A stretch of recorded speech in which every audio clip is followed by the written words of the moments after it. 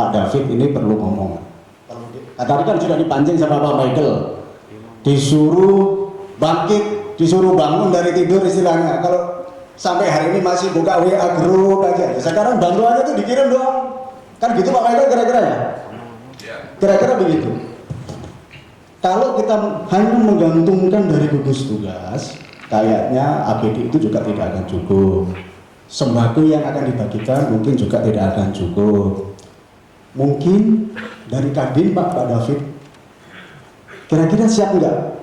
Tadi Pak Michael sudah menantang ya, menantang Pak David untuk mengucurkan bantuannya. Pak David siap enggak selaku Ketua Kadin menggerakkan anggota? Siapa? Mik. Siapa? Siap ya? Siap. Kira-kira pergerakannya mulai kapan Pak? Ini sedang kita formulasikan, Pak. Agak didekatkan Pak mic-nya. Sedang kita formulasikan, Pak. Kadin itu anggotanya berapa? Kadin semuanya sekitar 50 anggota. Dari 50 anggota Kadin itu survive semua sampai hari ini? Atau ada beberapa yang sempat megang-megang? Sementara ini masih ya ada yang terdampak sih, ada pasti. Jadi yang di bidang properti pasti terdampak itu. Oke. Tapi yang survive ini kira-kira kalau digerakkan untuk pengumpulan APD misalnya, atau untuk mengumpulkan sembako untuk membantu masyarakat terdampak.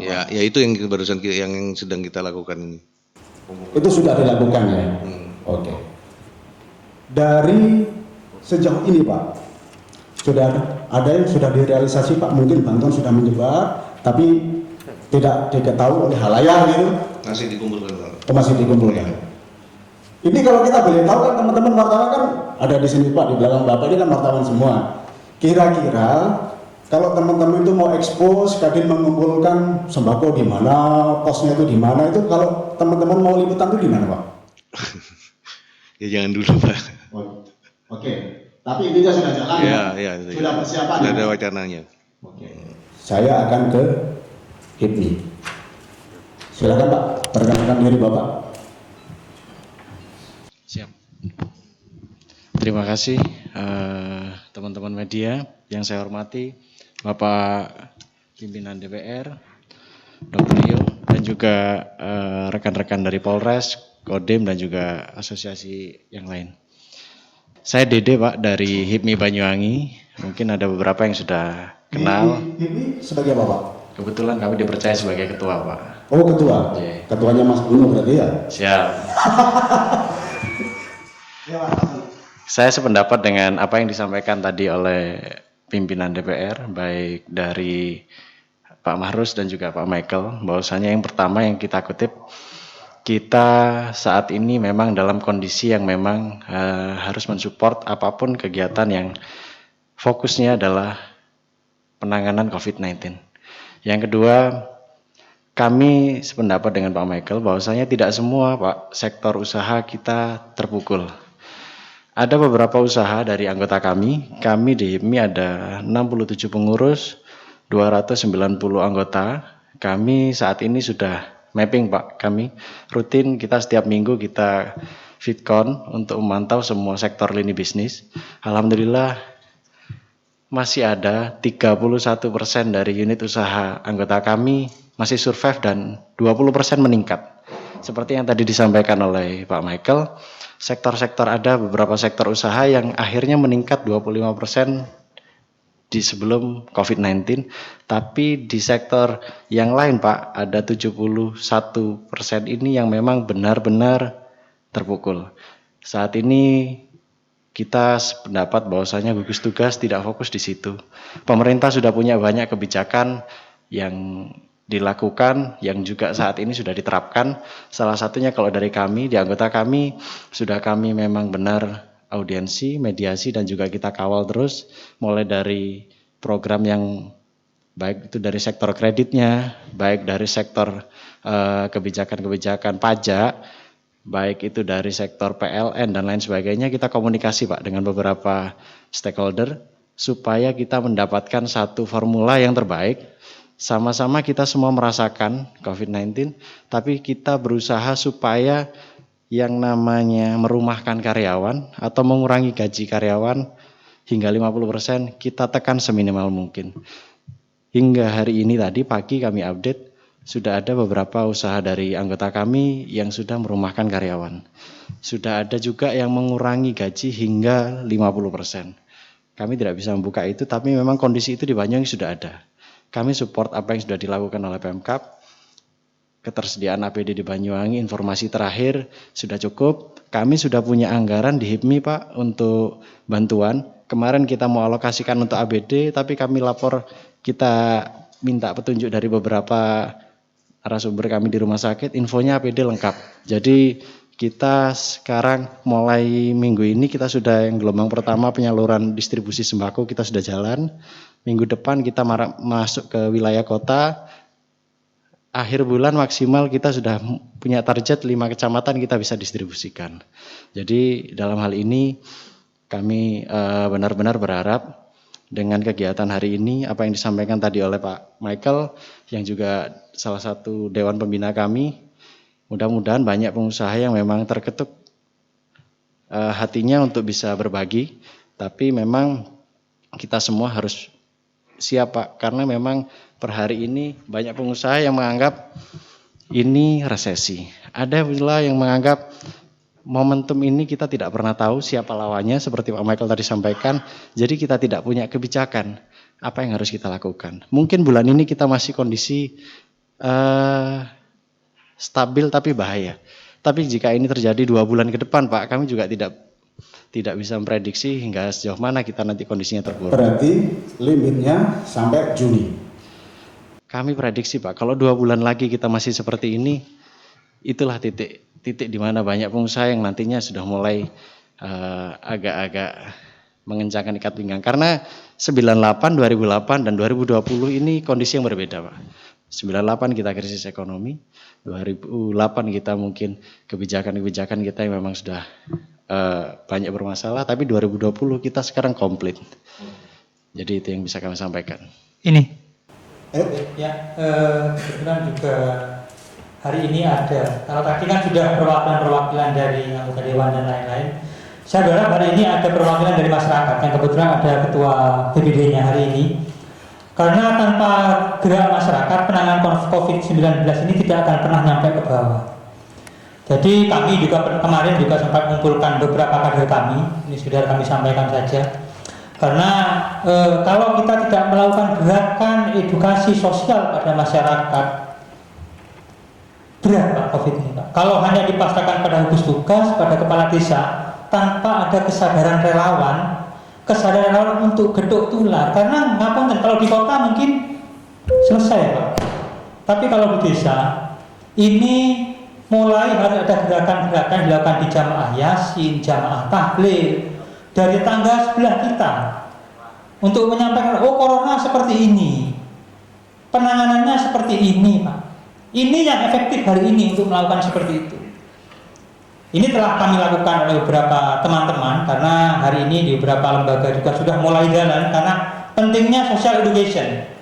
Jadi saya berharap kebetulan ada ketua BPD dengan adanya COVID-19 ini, paling tidak apa yang betul-betul dirasakan oleh masyarakat, dan mungkin dengan gerakan-gerakan sosial yang dilakukan hari ini dampaknya seperti apa, dan kami berharap nanti ada sebuah urun rembuknya, karena kebetulan kalau Pak Michael sama Pak Limarus ini pimpinan DPR, kalau Pak Ludatif ini pimpinan DPR-nya desa Pak.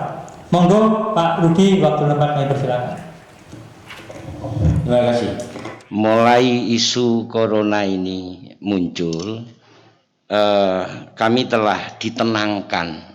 Tadi kan pimpinan DPR dan juru bicara gugus tugas menyampaikan bahwa kita butuh ketenangan. Saya sepakat itu. Dan terima kasih, kita sudah diberi ketenangan dengan memberikan informasi-informasi serta narasi yang selama ini menyampaikan bahwa Banyuwangi betapa teramat sangat siap menghadapi COVID.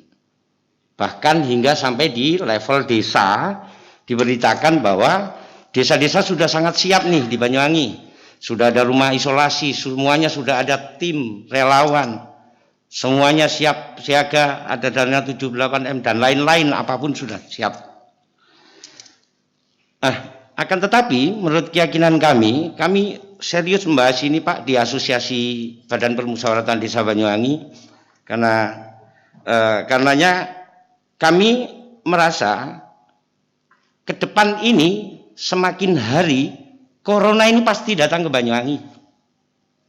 Meskipun kami sendiri di dalam hati tidak menginginkannya, yakin kami bahwa corona ini semakin hari ke depan ini semakin datang. Dan ketakutan Pak Dede dari HIPMI tadi, saya yakin 2 bulan ke depan kondisinya minimal kayak gini. Atau setidaknya ODP itu akan semakin banyak, setidaknya ODP loh ya, saya nggak ngomong konfirmasi positif. Nah, karena itu hal yang pasti, maka kan kita tidak bisa menghadapinya hanya dengan semoga dan akan, Pak. Fakta yang perlu kami sampaikan di tempat apa yang kami keseharian kami adalah berdesa bareng dengan teman-teman kepala desa. Fakta yang perlu kami sampaikan bahwa desa-desa seBanyuwangi menurut hemat kami adalah belum siap menghadapi COVID ini. Kita harus jujur bahwa kita belum siap. Saya tidak ingin membangun pesimisme, tapi dari ketidaksiapan ini, mari kita membangun optimisme dengan yang sungguh-sungguh. Kenapa saya bilang desa-desa belum siap? Desa itu hanya punya semangat dan punya harapan saja. Tanya itu kades-kades itu. Hanya itu saja yang dipunyai. Tapi ya, yang belum dipunya apa? Tim relawan. Kades-kades ini, desa-desa ini hanya punya SK tim relawan. Punya tim relawan yang semangat. Punya kades, perangkat desa, anggota BPD, lembaga kemasyarakatan desa yang semangat. Tapi sebagai tim yang benar-benar menghadapi COVID, menurut hemat saya belum siap. Kenapa? Teramat sangat minim yang mengerti tentang COVID. Sehingga teramat sangat minim yang bisa membantu menjelaskan. Kejadian di Kembiritan itu tamparan keras, itu salah satu bukti bahwa tim relawan di tingkat desa belum siap. Bagaimana menyiapkannya? Menurut saya ini tidak kesalahan desa melulu. Gugus tugas mohon ini, karena di bawah itu ada tim relawan, bimbing ini dalam waktu yang sangat singkat ini. Yang kedua, mohon maaf, tim relawan karena belum benar-benar siap, rencana aksi yang terukur, terstruktur, dan akan dijalankan secara masif partisipatif belum ada. Dan yang ketiga adalah tidak ada anggaran yang cukup. Fakta Pak ya, hanya 37 desa yang sudah layak salur dana desanya. Hanya 37 desa dari 189 desa. Nah, padahal juga formulasi BLT hari ini tadi gagal dibahas karena Kepala Dinas Pemberdayaan Masyarakat Desa nggak hadir, sehingga ditunda besok. Jadi Pak Mahrus tadi yang bilang ini ada duit untuk BLT kayak gini semuanya, sampai detik ini belum bisa dieksekusi. Itu harus ada perubahan APBDes dan lain-lain, itu belum bisa. Belum lagi di 151 desanya itu Pak. Ya, Mas Udi. Itu bagaimana? Gugus tugas itu Ya. baru saja berjalan. Kemarin, pekan kemarin itu masih membahas soal anggaran. Tapi setelah Senin, anggaran sudah difinalkan, ternyata sebagian sudah dibelanjakan. Artinya sekarang kasih waktu gugus tugas biar bekerja. Kalau nanti dalam kurun waktu 1 minggu, 2 minggu, gugus tugas kan masih bisa dievaluasi. Apa yang kurang, apa yang perlu diadakan, apakah dananya kurang, apakah distribusi APD yang tidak sesuai, distribusi bantuan-bantuan lain kepada masyarakat terdampak itu tidak sesuai, ini bisa dievaluasi lagi. Tapi BPD tidak sendiri, ada LSM, Pak Parmin. Saya yakin beliaunya sudah mapping, sudah punya data-data terbaru terkait apa ya, mungkin warga terdampak COVID, atau mungkin apa yang harus dilaksanakan pemerintah, gugus tugas. Saya kira dari tadi Pak Parmin ini kan ngomong, makanya saya beri kesempatan untuk ngomong sekarang. Pertama, saya mengucapkan terima kasih bahwasanya saudara-saudara kita generasi bangsa dari teman-teman jurnalis mempunyai sesuatu yang luar biasa dengan adanya talk show yang diadakan di gedung Dewan yang terhormat ini. Ya, ini kesempatan. Ya pada saat seperti inilah teman-teman bisa mempertemukan kita semua. Untuk itu seperti apa yang telah disampaikan lebih awal, kita tidak perlu mencari apa dan siapa. Apa yang dilakukan oleh pemerintah dengan gugus tugasnya, siapa yang telah melakukannya tidak perlu itu. Tetapi bagaimana kita harus melakukan yang terbaik untuk menyelamatkan generasi bangsa, termasuk di dalam mengatasi dan mengamputasi virus COVID-19 ini.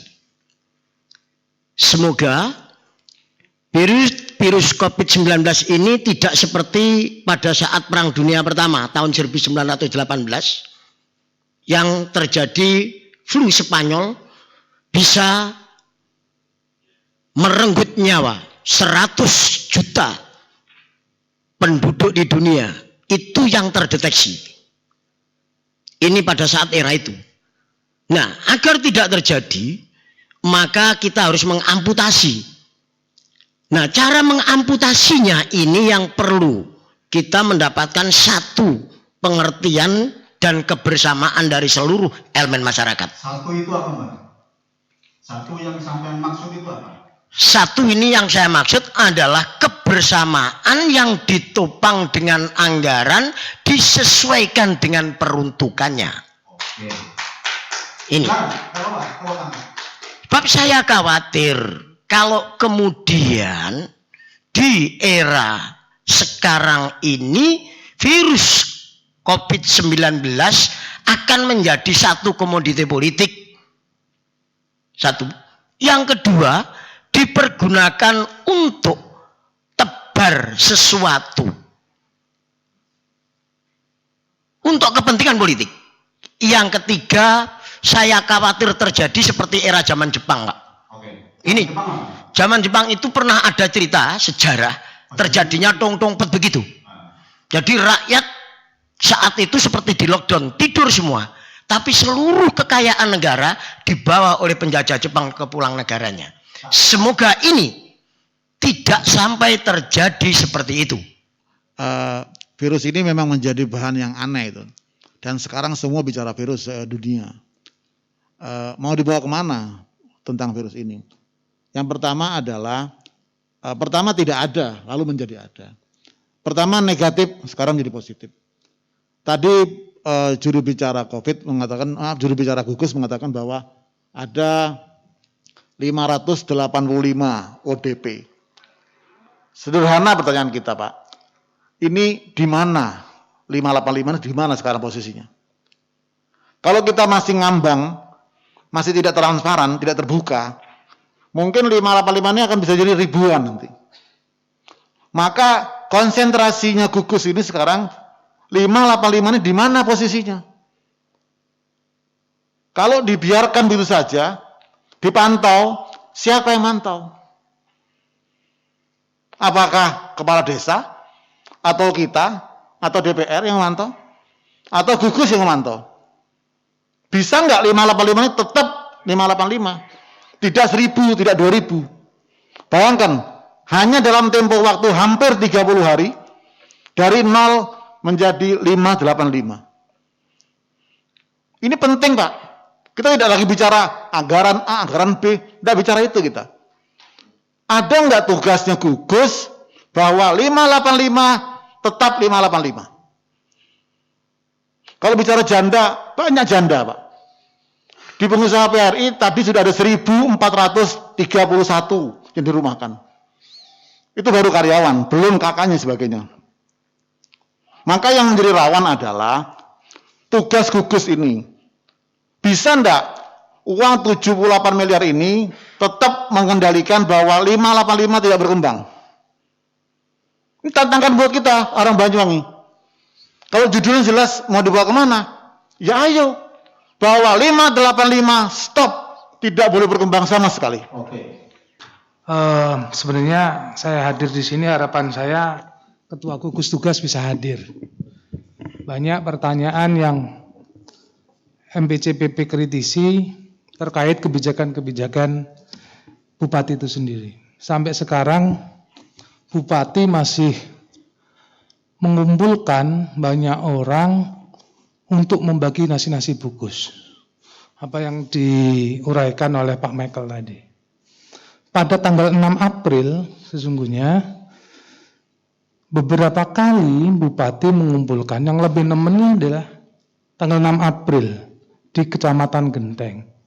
Bupati juga mengumpulkan banyak orang dan membagikan nasi bungkus.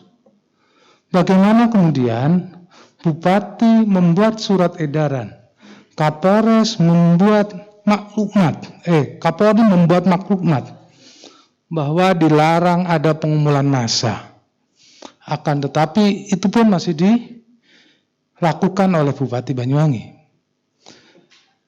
MPCPP Banyuwangi menghimbau supaya Bupati Banyuwangi untuk melakukan konsistensi apa yang dilakukan, apa yang dimaklumatkan kepada masyarakat Banyuwangi, agar masyarakat juga tidak bingung dan resah. Di sisi lain masyarakat tidak boleh berkumpul, di sisi lain masyarakat tidak boleh mempunyai usaha buka sampai malam, sampai hanya jam 18. Di sisi lain Bupati Banyuwangi mengumpulkan sekelompok masyarakat, dan itu beredar undangan dari, kalau tidak salah, undangan lewat WA itu adalah pihak kecamatan. Pemuda Pancasila bersurat kepada Dandim atau Kapolres. Kebetulan Dandim dan Kapolres itu adalah wakil ketua gugus tugas. Pernah nggak PP itu bersurat kepada Dandim membantu dalam rangka penegakan aturan SI ini, sehingga orang-orang yang kumpul tidak perlu PP yang turun, biar Kodim mengerahkan anggotanya, Polres mengerahkan anggotanya, membantu menertibkan ini. Beberapa kali surat MPCPP Banyuwangi juga mengkritisi, juga melakukan surat kerjasama melalui penyemprotan disinfektan. Dan juga yang paling MPCPP kritisi adalah melaporkan Bupati ke Mabes Polri, ke Kapolri terkait pelanggaran maklumat itu sendiri. Gini, di sini akan ada wakil ketua gugus, Pak Kapolresta sama Pak Dandim. Saya yakin Pak Dandim ini siap menurunkan anggotanya untuk membantu, betul ya Pak ya? Terkait dengan apa yang disampaikan oleh moderator, bahwa pernahkah bersurat ke Pak Dandim atau Pak Kapolres selaku Ketua 1 dan Ketua 2. Dalam hal ini, dalam penanganan COVID-19, kami Kodim secara anggaran tidak punya anggaran untuk menganggarkan khusus penanganan tersebut, Pak. Yang kami punya hanya tenaga dan kemauan dan keseriusan kami untuk menangani COVID-19 khususnya dari Banyuwangi. Yang sudah kami laksanakan bersama-sama 3 pilar sampai ke tingkat bawah, yaitu melaksanakan himbauan dan mengedukasi masyarakat bahwa bahaya COVID-19 ini, termasuk upaya-upaya pencegahannya. Bahkan kami melakukannya secara door to door. Termasuk malam hari pun kami melakukan patroli di beberapa tempat yang biasa dipakai untuk nongkrong oleh warga kita yang sebenarnya tahu, sebenarnya sadar, tapi masih kurang sadarnya. Sebenarnya tahu bahaya COVID tersebut, akan tetapi masih kurang sadar. Kami secara hukum, kita warga Indonesia, negara berdasarkan hukum, tentu segala sesuatu bertindak berdasarkan hukum. Kewenangan kami, anggota TNI, hanya sebatas menghimbau kepada saudara-saudara kita yang melaksanakan mungkin nongkrong di warung-warung kopi ataupun di kafe-kafe. Kalaupun memang mereka tidak mau meninggalkan tempat, supaya duduknya jarak 1,5 meter. Dan setelah selesai, segera kembali. Himbauan kita hanya itu. Untuk katakanlah nanti membubarkan, kami akan koordinasi dengan kepolisian, karena beliau yang mempunyai kewenangan secara hukum. Tapi intinya sudah jalan ya? Intinya sudah jalan, kami sudah jalan, dan yang perlu kita tingkatkan adalah kesadaran masyarakat bahwa tanggung jawab ini adalah tanggung jawab kita bersama. Karena kalau itu tidak berjalan, kasus kembiritan itu nanti akan terjadi di desa lain. Kebetulan di sini ada kepala desa Kembiritan ya, Pak Sukamto ya.